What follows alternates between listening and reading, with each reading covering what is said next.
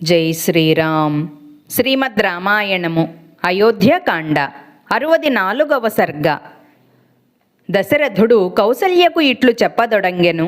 ఓ దేవి, తెలియక చేసిన ఘోర పాపమును తలుచుకొని దుఃఖించుచు జలముతో నిండిన కడవను తీసుకుని ముని కుమారుడు తెలిపిన మార్గమున పోయి ఆశ్రమమును చేరితిని.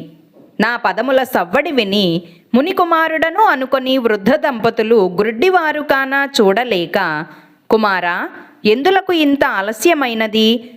వెంటనే నీరు తీసుకొని రమ్ము. నీ తల్లి నీకై తహతహలాడుచున్నది. దిక్కులేని మాకు నీవే దిక్కు, కన్నులు లేని మాకు నీవే కన్నులు, ఎందులకు మాటలాడకుంటివి అని పలికిరి. నేను వారిని చూచి దుఃఖించుచు, మహానుభావులారా, నేను చేసిన పూర్వజన్మ పాపము వలన సజ్జనులచే నిందింపబడు ఘోర కృత్యమును చేసి తిని.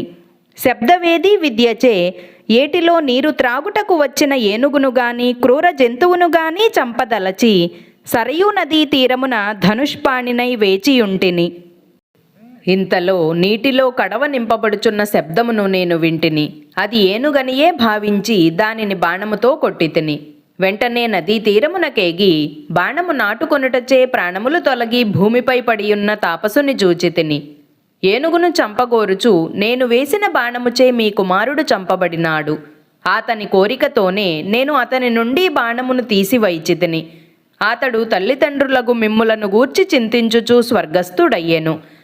అజ్ఞానముచే నేను మీ కుమారుని చంపితిని అని పలుకగా, మహా తేజస్వియగు ఆ ఋషి శోకపీడితుడై దుఃఖించుచు, ఓ రాజా, ఈ అశుభమగు పనిని నీవు స్వయముగా నాకు తెలుపకుండినచో నీ తల 1,00,000 ముక్కలై ఉండెడిది.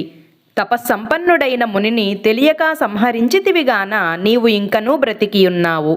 తెలిసి చేసినచో నీవు నీ వంశము నాశనమై ఉండెడిది.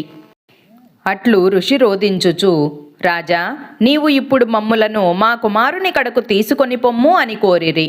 వారి ఆజ్ఞ ప్రకారము వారిని మునికుమారుని దేహము కడకు తీసుకొని పోయితిని. ఆ ముని దంపతులు కుమారుని శరీరము తాకి దానిపై పడి రోధించసాగిరి. నాయనా, మాకు ఇంకా ఎవరు దిక్కు? ఎవరు వేదములను పురాణములను వినిపించుదురు?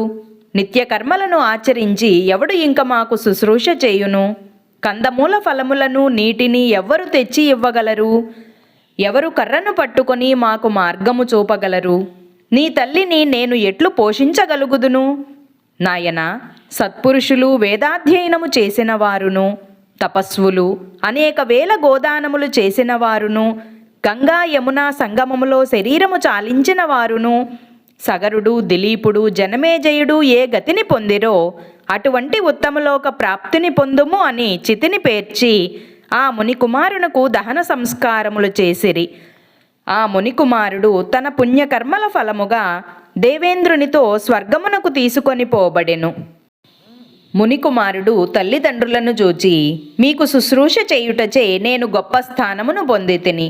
మీరును వేగమే నా చెంత కేతించగలరు అని పలికి ఉత్తమమగు దివ్య విమానమున శీఘ్రమే స్వర్గమునకేగెను. ఋషి కుమారునకు ఉదక క్రియయొనర్చి, రాజా, నీవు ఇప్పుడే నన్నును చంపుము. నీ బాణము వలన నన్ను పుత్రుని లేనివానిగా చేసితివి.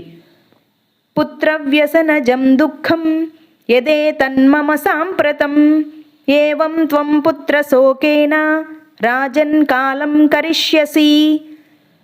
అనగా, ఓ రాజా, నాకు ఇప్పుడు ఎట్లు పుత్ర వియోగముచే కలిగిన క్లేశము కారణముగా మరణము సంభవించుచున్నదో అట్లే నీవును పుత్రశోకముతో మరణింతువు. క్షత్రియుడవాగు నీవు అజ్ఞానముచే మునికుమారుని చంపుట వలన నీకు బ్రహ్మహత్యాపాతకము కలుగదు. కానీ నీకు ఈ జన్మనందే పుత్రశోకము నీ జీవితమును అంతము చేయును అని పలికి నాకు ఇట్టి శాపమును ఇచ్చి రోధించుచు ముని దంపతులు చితిని పేర్చుకొని దానిలో పడి స్వర్గమునకేగిరి. ఓ కౌసల్య, నేను ఇప్పుడు పుత్రశోకముతో మరణించబోవుచున్నాను. నా కన్నులు మసకమసకగా ఉన్నవి. నిన్ను చూడజాలకున్నాను. నేను మరణించు సమయమున ధర్మజ్ఞుడు అమోఘ పరాక్రమము గల రాముని చూడజాలకున్నాను. ఇంతకన్ననో మిక్కిలి దుఃఖము ఏమి ఉన్నది? 15వ ఏట చక్కగా శుభమైన కుండలములను దాల్చియున్న రాముని ఎవరు చూచెదరో వారు మనుష్యులు కారు, దేవతలు. సుందరమైన దేహము గల రాముని పుణ్యము చేసుకున్నవారే చూతురు అంటూ దశరథుడు రోదించెను. కౌసల్య ఇంద్రియ పాటవము చెడుట చేత ఏదియునూ తెలియరాకున్నది. హా రాఘవ మహాబాహో హా మమాయాసనాశన హ పితృప్రియ మేనాథ హాద్యక్వాసి గతస్సుత అనగా దశరథుడు, అయ్యో రామా, మహాభుజుడా, నా బాధ తొలగించువాడా, నాకిష్టుడా, నా నాథుడా, నీవు అట్లు పోయి ఎచ్చట ఉన్నావయ్యా అని ఆక్రోశించుచు కౌసల్య సుమిత్రుల చెంతనే జీవితము యొక్క అవసాన దశకు వచ్చెను.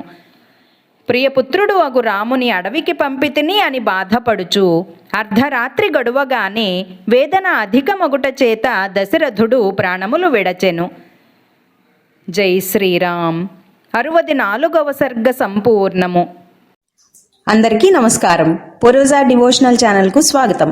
మీకు గనక ఈ వీడియో నచ్చినట్లయితే దయచేసి లైక్ చేయండి, షేర్ చేయండి, ఇంకా కామెంట్ చేయండి. సబ్స్క్రైబ్ చేయడం, బెల్ ఐకాన్ నొక్కడం మర్చిపోకండి.